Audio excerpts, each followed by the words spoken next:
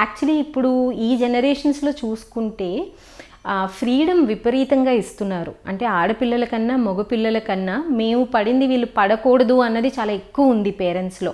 మేము ఏదైతే అనుభవించామో, ఏ కష్టాలైతే పడ్డామో పిల్లలు పడకూడదు అన్న భావనే చాలామంది పేరెంట్స్లో కనిపిస్తుంది. సో దానివలన ఫ్రీడమ్ ఇస్తున్నారు బాగా.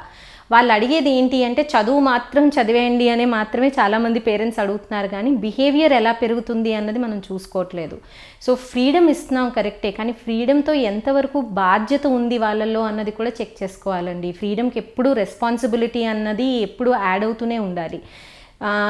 మనం వాళ్ళని చదువుకోమంటున్నాము, హోంవర్క్లు అంటున్నాం, ట్యూషన్స్ అంటున్నాం, చదువుకు కావాల్సిన ఫెసిలిటీస్ అన్నీ మనం ఇస్తున్నాం, కానీ ఎంతమంది యాక్చువల్లీ ఇంట్లో పనులు చేస్తున్నారు, ఎంతమందికి లైఫ్ స్కిల్స్ నేర్పిస్తున్నాం. అంటే వాళ్ళు వంట చేయడం అన్నా, వాళ్ళ షెల్ఫ్లు వాళ్ళు సర్దుకోవాలన్నా, వాళ్ళ బట్టలు వాళ్ళు అరేంజ్ చేసుకోవాలన్నా, స్కూల్కి కావాల్సినవన్నీ వాళ్ళు ప్యాక్ చేసుకొని వాళ్ళు పట్టుకెళ్ళడం అన్నా, ఇలాంటివి ఎంతవరకు లైఫ్ స్కిల్స్ అన్నవి నేర్పిస్తున్నాము అన్నది కూడా తల్లిదండ్రులు చెక్ చేసుకోవాలి. బికాస్ తల్లిదండ్రులుగా మనం ఏం చేస్తున్నామంటే వాళ్ళు చదివితే చాలు అన్నది మనకి మైండ్లో ఉండిపోతుంది, కాబట్టి వెనకాతలు మొత్తం అంతా మనమే అవిరిచ్చేస్తున్నాం. వాళ్ళు స్కూల్కి వెళ్ళిన వరకు ఆల్మోస్ట్ తల్లులు వాళ్ళు వెనకాతలే పరిగెడుతుంటారు, ఇది మర్చిపోయావు అది మర్చిపోయావు అని చెప్పి పరిగెడుతుంటారు. ఇది కరెక్ట్ కాదు. బికాజ్ ఎప్పుడైతే మీరు లైఫ్ స్కిల్స్ మీద ఫోకస్ ఉండదో, ఇంట్లో వాళ్ళు చేయాల్సిన పనులు కూడా అవి కూడా స్కిల్సే, అవి కూడా లైఫ్కి అవసరమే.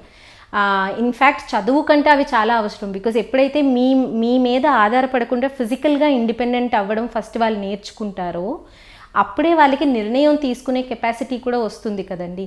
లేకపోతే మనం సడన్గా వాళ్ళని మ్యారేజ్ టైం అప్పుడు, కెరియర్ టైం అప్పుడు సడన్గా ఇండిపెండెంట్ అయిపోవాలి, నిర్ణయాలు తీసేసుకోవాలంటే ఎలా వస్తాయి? సో చిన్నప్పటి నుంచే ఈ నిర్ణయాలు వాళ్ళని తీసుకొనివ్వాలి. అంటే నేను ఎంత తినాలి, ఏం తినాలి, ఎప్పుడు తినాలి, ఏది హెల్దీ, ఏది అన్హెల్దీ, ఎలాంటి ఫ్రెండ్స్ నాకు కరెక్ట్, ఏం చూసుకొని నా ఫ్రెండ్స్ని ఎంచుకుంటున్నాను. సో ఇవన్నీ కూడా స్కిల్సే.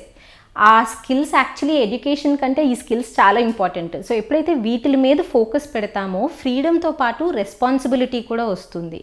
అలాగే చాలామంది పేరెంట్స్ పిల్లలకి చెప్పాలంటే భయపడుతున్నారు ఒక్కొక్కసారి.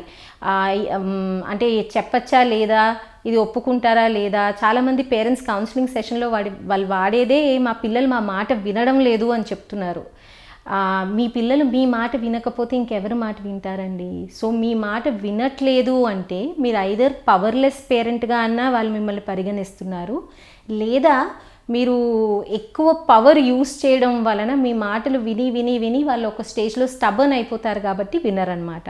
సో ఈ 2 స్టేజెస్లో కూడా పేరెంట్స్ పిల్లలతో కూర్చొని మాట్లాడడం అవసరం. ఫ్రీడమ్తో పాటు రెస్పాన్సిబిలిటీ కావాలి. ఫ్రీడమ్ ఇవ్వడానికి మాకు ప్రాబ్లం లేదు, కానీ రెస్పాన్సిబుల్గా ఉండాలి అన్నది మాత్రం చెక్ చేస్తాము అన్నది టైమ్ అండ్ అగైన్ కమ్యూనికేట్ చేయాలి. అలాగే చాలా వరకు ఇష్యూస్ వాల్యూస్ దగ్గరే వస్తున్నాయి. పేరెంట్స్కి చిల్డ్రన్కి ఈ మధ్యన అయితే మొత్తం వాల్యూ క్లాషెసే అవుతున్నాయి. కాన్ఫ్లిక్ట్స్ అన్నీ వాల్యూస్ విషయంలోనే వస్తున్నాయి.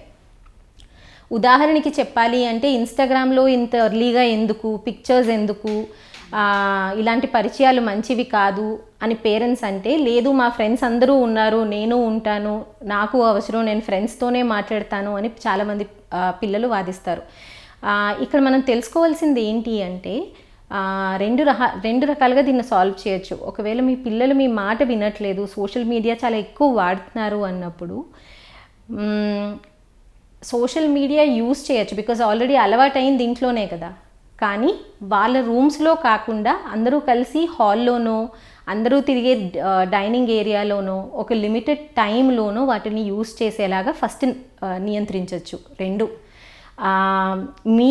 మీరు కూడా అకౌంట్స్ ఉంచుకోవడం అవసరం. మీ పిల్లలు ఇన్స్టాగ్రామ్లు ఇలాంటివన్నీ ఉంచుకుంటున్నారు అన్నప్పుడు మీకు కూడా ఆ మాధ్యమాల్లో అకౌంట్స్ ఉండడం అవసరం. ఎందుకు అంటే మీ పిల్లలు ఏం చేస్తున్నారు అన్నది కూడా మీకు తెలియాలి.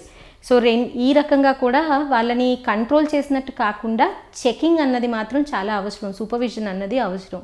3, ఒక టైం తర్వాత ఫోన్స్ అందరివి, అంటే మీ ఫోన్స్, మీ స్మార్ట్ ఫోన్స్ ఏవైతే ఉన్నాయో మీవి, పిల్లలవి, అందరివి కూడా ఒక కామన్ ప్లేస్లో పెట్టేసి ఎవరు ఇంకా వాటిని టచ్ చేయకూడదు అన్న ఒక రూల్ ఇంట్లో ఎస్టాబ్లిష్ చేయాలి.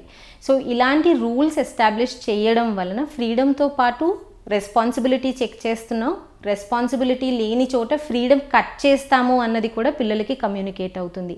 ఇది మీరు ఎంత చిన్నప్పటి నుంచి అన్నా స్టార్ట్ చేయొచ్చు. అలాగే ప్రజెంట్ ఏమవుతుంది అంటే చాలా చిన్నప్పుడే సోషల్ మీడియా అకౌంట్స్ స్టార్ట్ చేసేస్తున్నారు, చాలా ఎర్లీగా స్టార్ట్ అయిపోతున్నాయి. సో ఖచ్చితంగా ఆ ఏజ్కి ఇవ్వాలా లేదా అన్నది ఫస్ట్ పేరెంట్స్గా మీరు డిసైడ్ చేయాలి.